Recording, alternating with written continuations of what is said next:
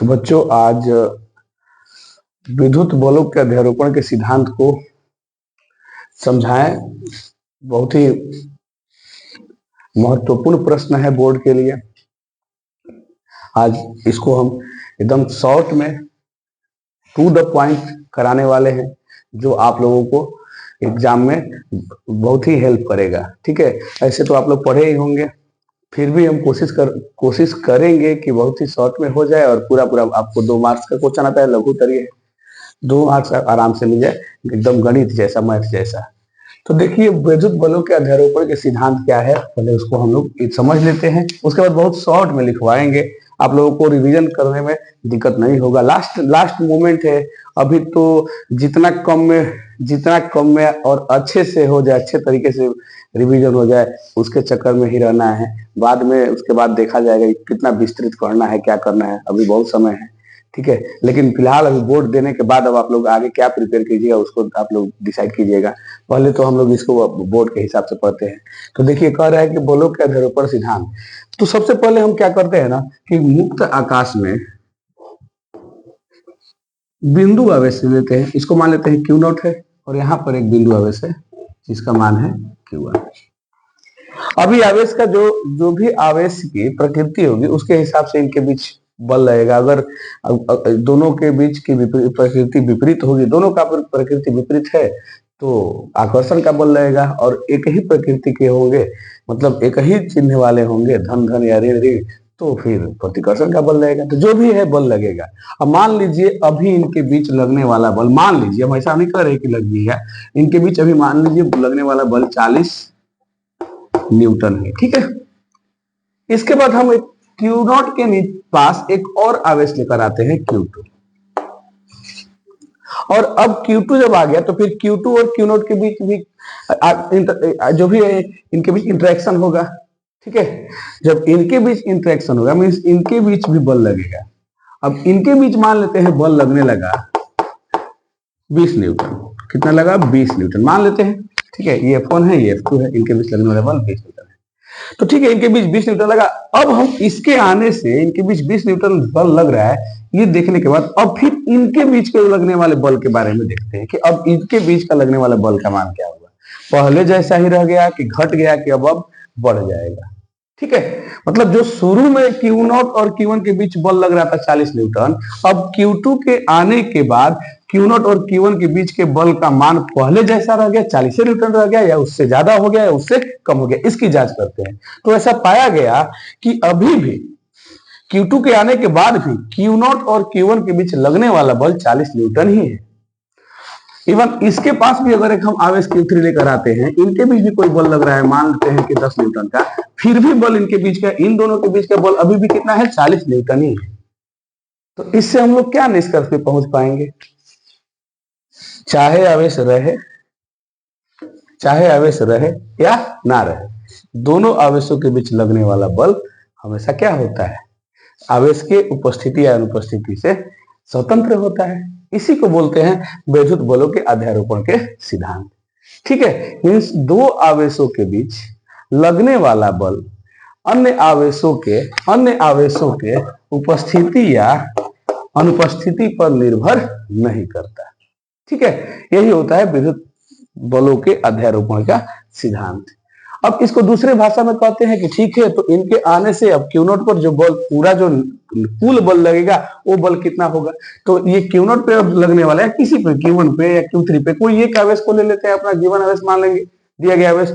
अब इन सारे आवेशों के निकाय के कारण किसी एक आवेश पर लगने वाला जो बल होगा वो सभी आवेशों के विद्युत बलों के सदिश योग के बराबर होगा। तो गणितीय रूप से हम ऐसे भी कह सकते हैं कि मुक्त आकाश में आवेशों के निकाय के कारण किसी दिए गए आवेश पर लगने वाला कुल विद्युतीय बल अन्य आवेशों के विद्युतीय बलों के सदिश योग के बराबर होता है या समान होता है। ठीक है, तो बहुत ही सरल भाषा में लिखवा दे रहे हैं आप लोगों को, बहुत हेल्प करेगा, लास्ट मोमेंट में बहुत हेल्प करेगा। तो सबसे पहले देखते हैं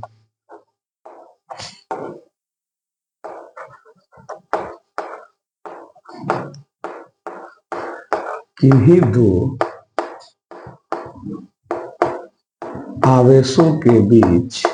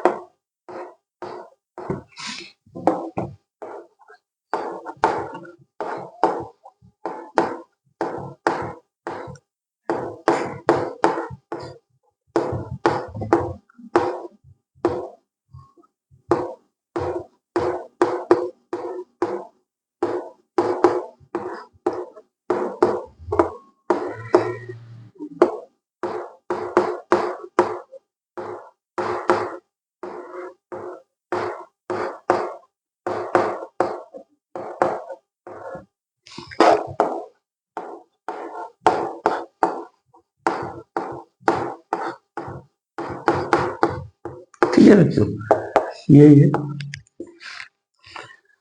विद्युत बल के अध्यारोपण सिद्धांत। ये 2 मार्क्स में आएगा तो ठीक है, आ जाएगा। जो सिद्धांत है वो बता दिए। थोड़ा और डिटेल में गणितीय रूप से करना है तो आप लिख सकते हैं, हालांकि इतने से भी काम हो जाएगा अपना। फिर भी अगर मान लीजिए आप लोगों को ऐसा लगे कि समय बच रहा है, इसको अच्छे से और डिटेल में देना है तो देखिए।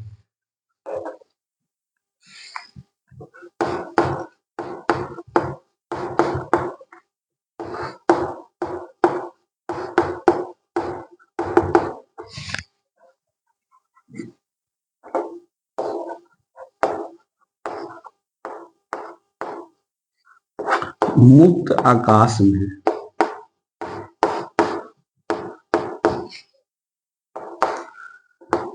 आवेशों के निकाय के कारण, कई सारे आवेश होते हैं तो निकाय बोलेंगे। आवेशों के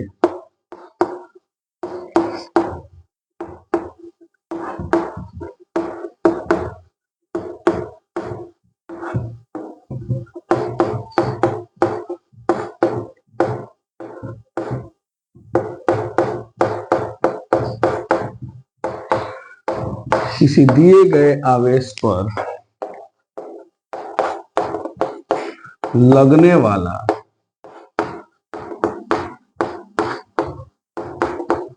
वैद्युत बल। अब ये बल प्रतिकर्षण या आकर्षण किसी का भी हो सकता है, वो निर्भर करता है कि आवेश की प्रकृति कैसी है।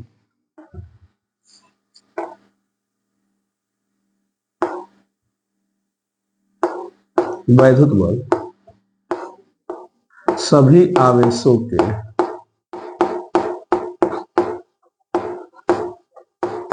कारण लगने वाले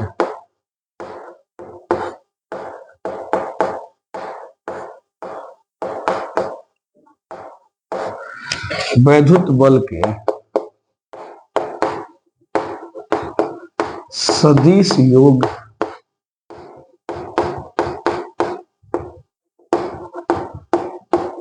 समान होता है या सदिश योग होता है। अननेसेसरी चीज को रखने से क्या फायदा है। अब इसको दर्शाना है तो चलिए मान लेते हैं, यहाँ पर एक दिया गया आवेश है Q0, यहाँ पर एक आवेश है Q2, यहाँ पर एक आवेश है Q3, यहाँ पर एक आवेश मान लेते हैं इधर Q4। ठीक है, इनके बीच की दूरी मान लेते हैं R2 है, इसके बीच की दूरी R1 है और इनके बीच की दूरी Q0 यहाँ लिख देते हैं R3 है। Q1 लिखे ही नहीं, कोई बात नहीं, इसको हम Q1 मान लेते हैं। Q1 Q2 के कोई बात नहीं चलेगा, उससे कोई फर्क नहीं पड़ने वाला। इसको मान लेते हैं Q3 है, R3 है। Q3 आवेश की दूरी R3 है। तो जो Q0 पर बल लगेगा, कुल बल, वो बल होगा